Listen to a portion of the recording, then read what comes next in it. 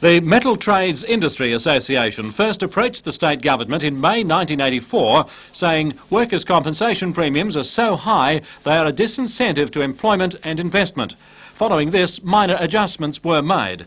Another formal approach was made in October last year, pointing out the major differences in premium costs between the various states.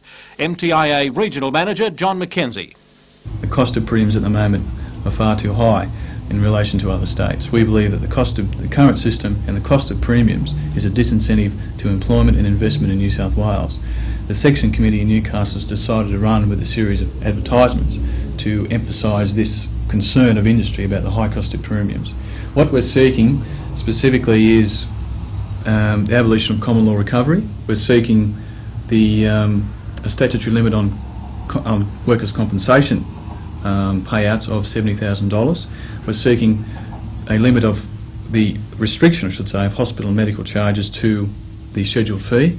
We're also seeking the restructure of weekly earnings to 80% of weekly earnings. And the removal of journey accidents. And the removal of journey accidents from the scheme. Well, that might be looked on as unfair by some, or would they be covered by some other system? We believe that they could be covered by a community scheme.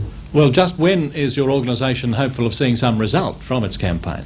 Well, my understanding is that the legislation is lying on the table at the moment. State Parliament resumes in mid-February. So any changes as soon as possible would be a great help to industry.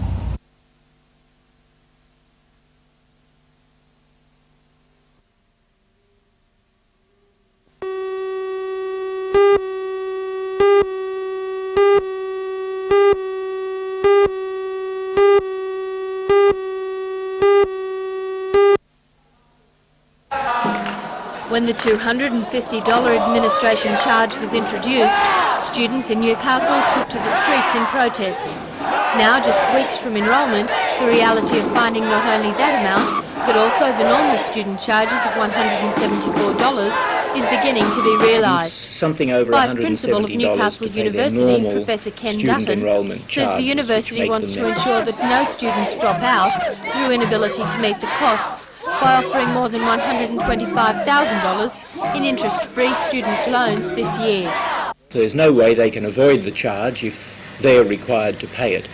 But instead of having to find that additional $250 or the total of over $400, they can find something like $7 or $8 a week to repay a loan, then we think that will be less of a disincentive to them to pursue tertiary studies than it would if they had to find the full amount.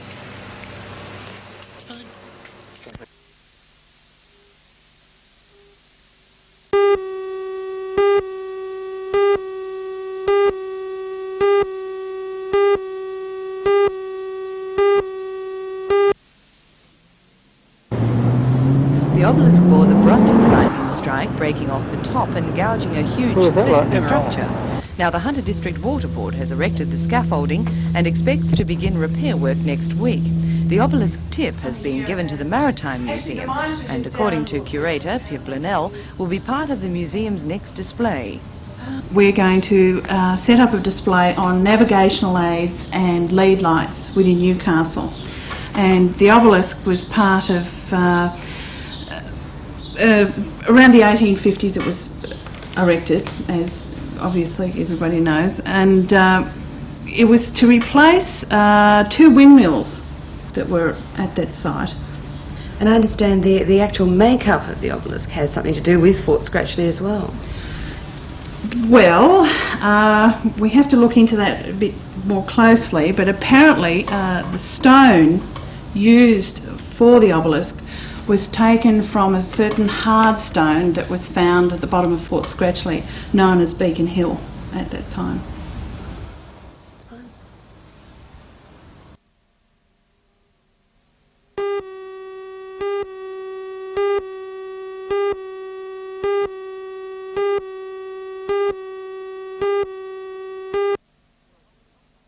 the Hong Kong side in 13 of the Hunter Valley's top sportsmen and women have been selected as the finalists for the 1986 Sports Star Award. The finalists cover many sports. In water sports, water skiers Peter Wellham and Debbie Pugh are joined by surfer Mark Sainsbury and flying 15 sailor Glenn Coulton.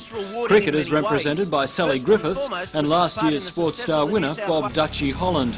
Two hotshots are in the field, in small bore rifle world record holder Don Brook and archery's Matthew Beckley. Commonwealth Games gold medal weightlifter Greg Hayman is there, as are triathlete Kim Hicks, badminton star CU, trampolinist Brett Austin and Cessnock jockey Robert Thompson. This afternoon the NBN production crew are putting the final touches to the studio where the show will be staged. Join us tonight from 9:30 on NBN for this sporting night of nights and the announcement of the top sports star in the region.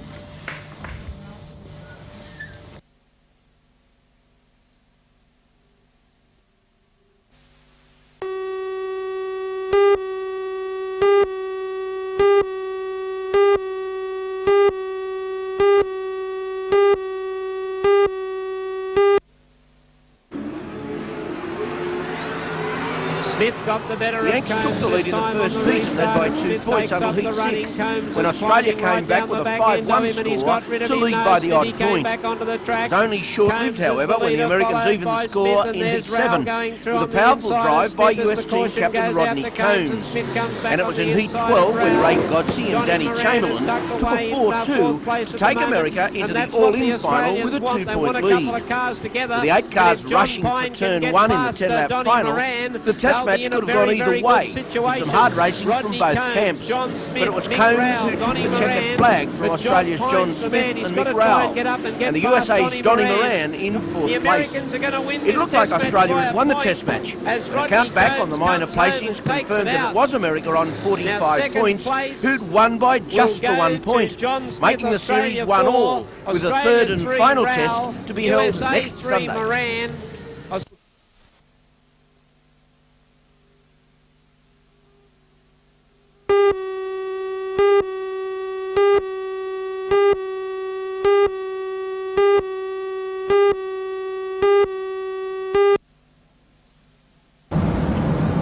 The Navy wants to replace 5 of its destroyer escorts and a number of patrol boats with the new class of frigate. At Sydney's Garden Island dockyard today, on board the fleet support ship HMAS Stalwart, Mr Beasley said his department had invited companies from around the world to submit established designs for the new warships. An Australian company will be chosen as the prime contractor. It will modify the design to meet our Navy's requirements and those identified in the DIB review. The patrol frigates will have a range of 6,000 nautical miles at 18 knots, a hangar and deck for the Navy's Seahawk helicopter, surveillance radar, air defence systems and anti-submarine capabilities. The Newcastle firm Carrington Slipways has launched a strong push for the contract. Mr Beasley rates its chances as high. Well, there are 2 yards that currently build warships of the same sort of size here, Cockatoo here in Sydney and Williamstown in Victoria. But there are many other yards, or at least 4 other yards that I think are capable of it. The Carringtons, for example, in Newcastle, I think would have excellent prospects. Now you'll be calling for tenders before the end of the year. When do you think you'll be able to make a decision? Well, I hope sometime the year after. We shall get very quickly a final 2 designs, and then the bids for prime contractors will come off those 2 designs. So I'm very hopeful that in the not too distant future we should be in a position to make firm decisions. Mr Beasley says maximising Australian industry's involvement is the same approach being used in the submarine project. He says Newcastle should soon know, one way or the other, whether it's been successful in securing that contract. About March, April. That's what we've already said, and we're more or less on timetable. The Defence Minister says the trouble with Newcastle State Dockyard's failure to run at a profit has not harmed the city's chances for the submarine contract. No, I don't think so. I think that the State Dockyard isn't the only dockyard in Newcastle that is capable of building this type of ship. It certainly is. Carrington's is. So I wouldn't be too worried about that at all. What would be your advice to the dockyard? Well, my advice to the dockyard would be build cheap ships, because whoever builds cheap ships is going to get this contract. That's fine. Thanks very much.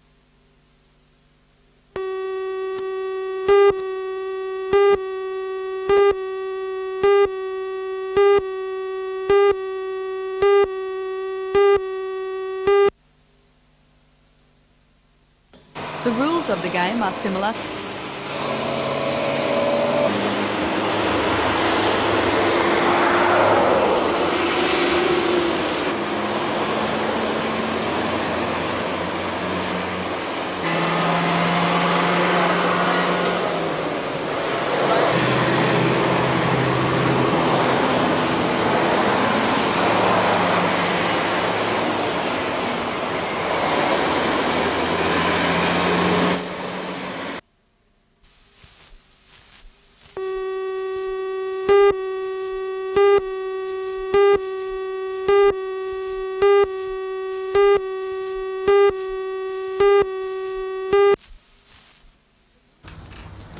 The rules of the game are similar to Trivial Pursuit. It's the questions that are different. True or false? If the symptoms of a sexually transmitted disease go away, it means the disease is cured. False. True or false? 10 to 15% of couples wishing to conceive have difficulty. True. The Women's Health Service, which comes under the Department of Health, will take the game to the region schools once students are back from holidays.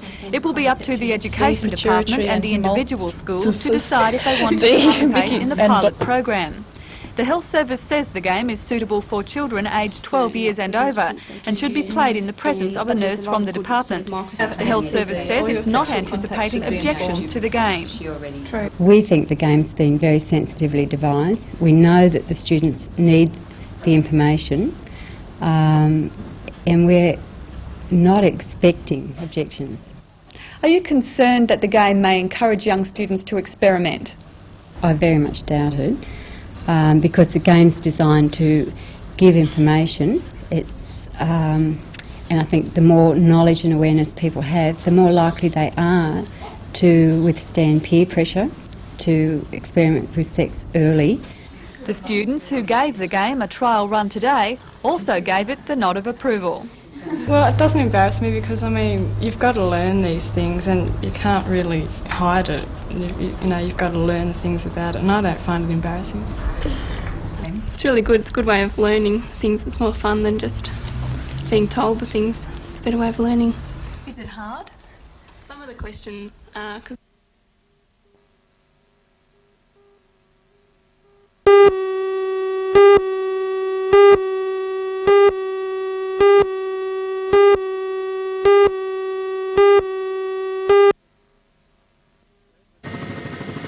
Members of the Works Party met with the Dockyard Board today in an effort to keep all parts of the facility in touch with what the Works Party is doing. According to the group's president, Lionel Crosley, they are not disputing Works Minister Laurie Brereton's claims that restructuring of the dockyard must take place. The Works Party does, however, not entirely agree with the government's reference paper, the Oakes Report. The area they say the Oakes Report falls down is in restructuring the dockyard.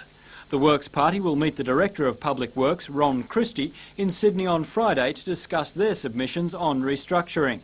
They will also be seeking an extension of the deadline set by Laurie Brereton for the end of this month by the Minister for Public Works, Laurie Brereton, who went over the proposed site with members of the task commercial footing from 1988. But at this stage, one of their main concerns is that confidence in the dockyard is not lost. Back, and there's an air of non-confidence in the dockyard because of the position the dockyard's in with the pending retrenchments. We would say, and have cleared at a mass meeting, that the people who have the confidence of the dockyard and place worked into the dockyard, that we would say to those people that those contracted times within the agreements they got with the dockyard would be reached without industrial problems at all.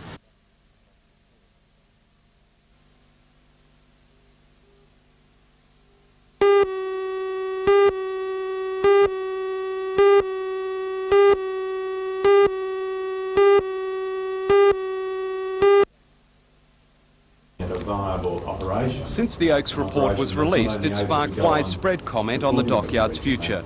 Today it was the union's turn to have their say. Included in their 5-point plan is a commitment to make the dockyard commercially viable within 3 years. A joint management union working committee be formed to oversee restructuring policy. A consultant with experience in the heavy engineering industry review the dockyard's operations. As well, other consultants should be retained as needed, and a task force be established to develop retrenchment procedures, including worker counselling and retraining. Secretary of the Newcastle Trades Hall Council, Peter Barrick, says while the Oaks report can be seen as a political document, it's still a starting point for negotiations.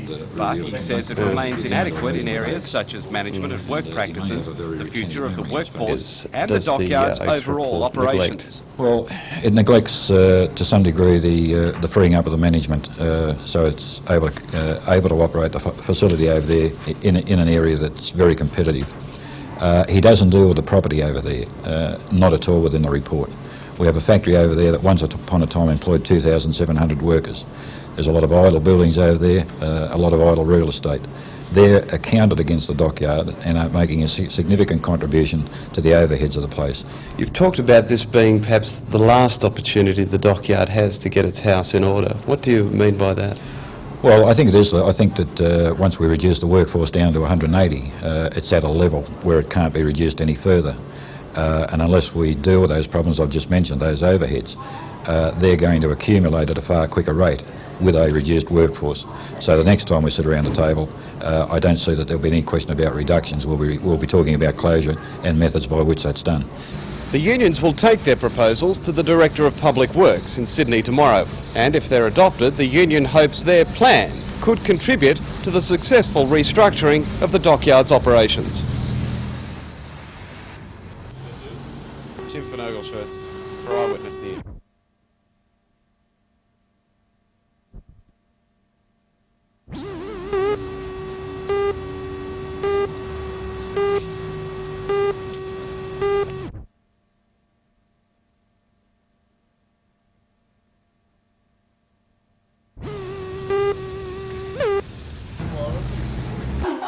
There was a constant stream of well wishes through the Murnane home last night. Unfortunately, Michael was away working and couldn't share the joy one simple telegram had brought. I'm pleased to advise approval has been given for you to adopt a child from Sri Lanka. I am on leave at present but will give you further details when I return next week.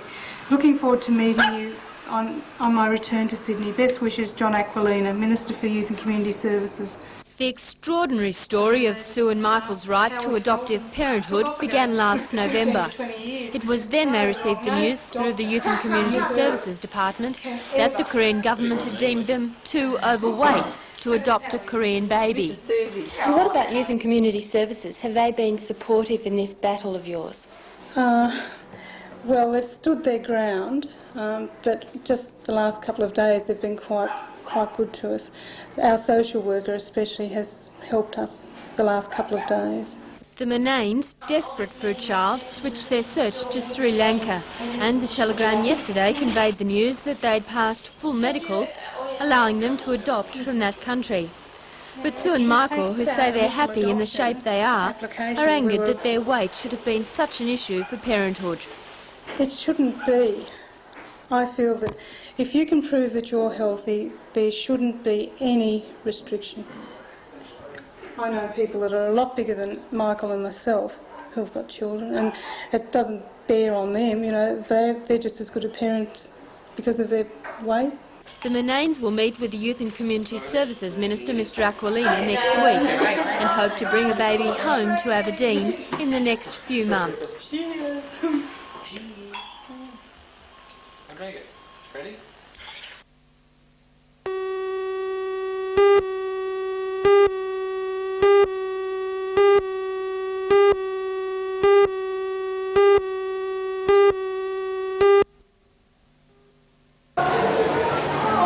Today at the Charlestown Square Shop